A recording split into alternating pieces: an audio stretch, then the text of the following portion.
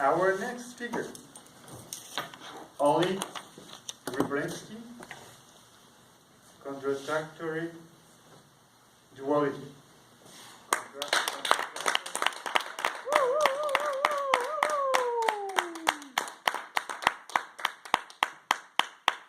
Thank you, Mr. Postmaster. Ladies and gentlemen, most welcome guest, Manuela. I'm going to tell you a bit about myself tonight, but I won't take the usual route of giving you a bunch of facts of what I've done, what I aspire to do, injustices I've suffered, or good things that I've done to people. I thought I'd link my speech with a larger philosophical concept that I think all of you might be able to relate with. It is my firm belief that everything in life, everything in existence, is an expression of two often contradictory forces.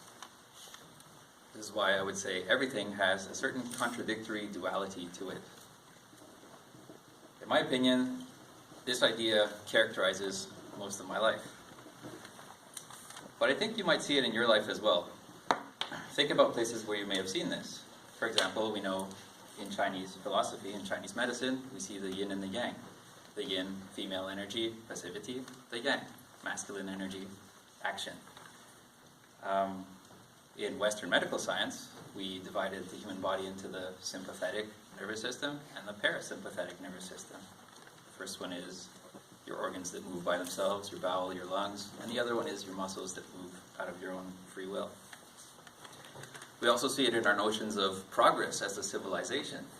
For example, people might say cell phones are a good thing, we get to keep in touch with people all around the world, but at the same time, in a way, we're a bit more isolated because we spend more time on the couch at home at night texting away people that we're not really sure if they exist or not. We divide the day, and we divide our 24 hours into night and day. We create things like cars, which might get you to places faster, but pollute at the same time. So in everything that exists, I believe there is a pro and there is a con. There is a contradictory duality. So let me get into a bit of history and maybe shed some light as to why I started thinking this way. I grew up in the suburbs of Ottawa. I was materially well off. My parents were always there for me. I had everything I needed. I had good friends. But I always found there was something a little bit different with the people I hung out with at school. So Ottawa being a fairly large city, there was black people, there was Arabs, there was Asian people, and naturally I just hung out with the white kids. But I always felt a little bit different from the other white kids. It's because I spoke a third language other than English and French. Ladies and gentlemen, I spoke Ukrainian at home, even though I was born in Canada. Now, I think in Canada it's very normal for people to speak a third or even fourth language. But what I found out is that was my first language, that was the most comfortable language I was in, despite the fact that I was born here, raised here.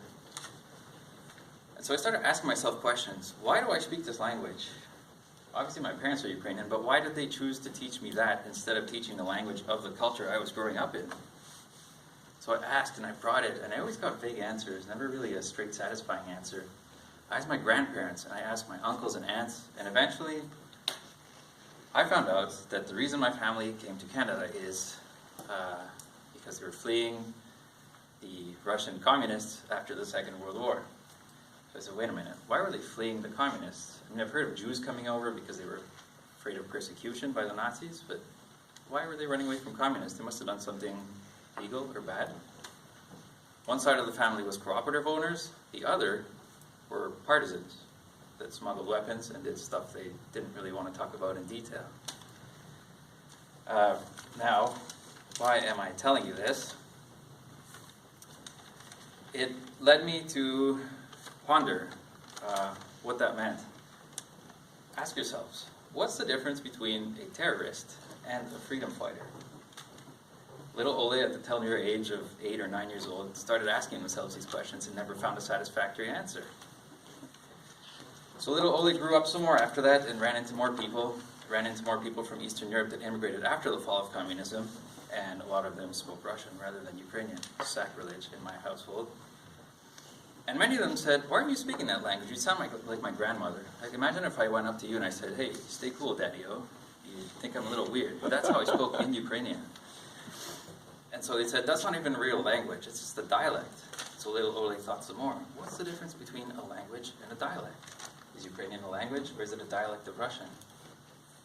Is Catalan a language, or is it a dialect of Castellano or Spanish? Should Portuguese be a language, or is that just a dialect of Spanish? All these questions popping around in my head. I thought about it more and more, and eventually I realized all sides are right, and this made my philosophical statement of contradictory duality even deeper. Yes, everything has a contradictory duality, but it all exists with a dynamic equilibrium. What do I mean about it? By that, how many of you have been in love before? We talked about this last week. Yeah, almost everyone, right? And how many of you have hated the same person that you loved?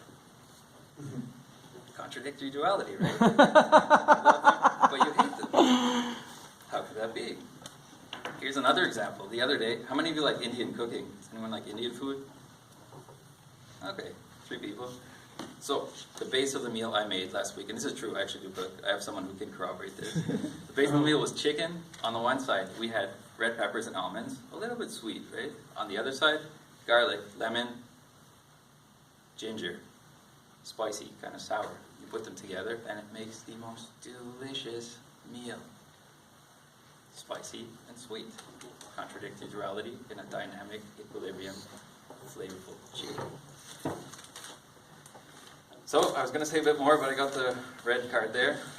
If I leave you with anything tonight, I just want you to remember not to wallow in the duality and not to find whether one side is right or wrong. I want you to, first of all, recognize the duality in yourselves and in other people. Embrace it in you, embrace it in other people. So if something's going really good in your life, there's also something bad. If something's really bad, there's something really good. And I want you to rejoice in it and have faith in its dynamism.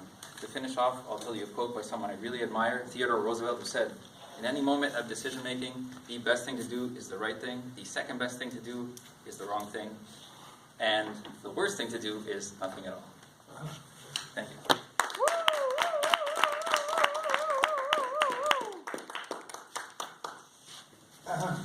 Thank you, Mr. Oleh. Now, Madam Timer, we need 1 minute for the feedback sheet. Please. Any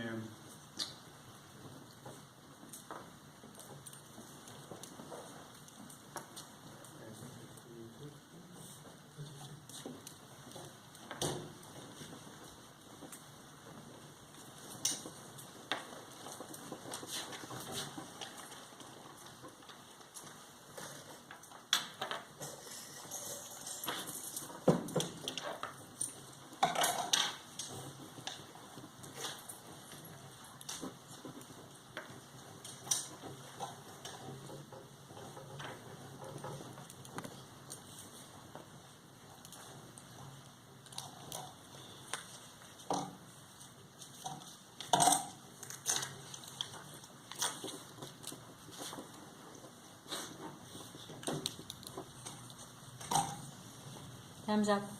Madam Timer, thank you very much. Before I